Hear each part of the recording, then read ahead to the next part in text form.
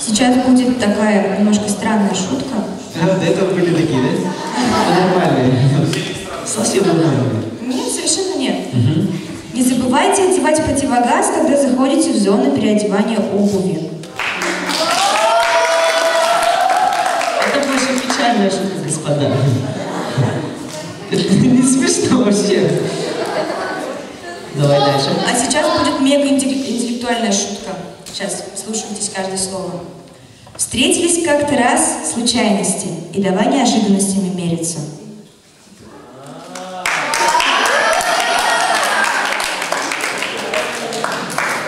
Давай третью. Бежал заяц по лесу и увидел реку. Начал ее переходить, но потом вспомнил, что не умеет ходить по воде, и поплыл. Но потом вспомнил, что не умеет плавать, и утонул.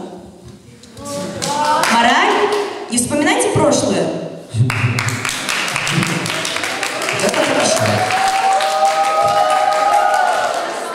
После 16 смен в круговороте Славина шляпа превратилась в каску. Да, Русь?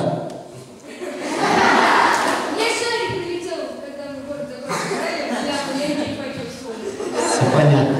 То незабываемое чувство, когда шуточный король наконец-то свергнут. Ну, второй смысл. Шуточный король наконец-то свергнут, правильно? Все, понял, теперь хорошо.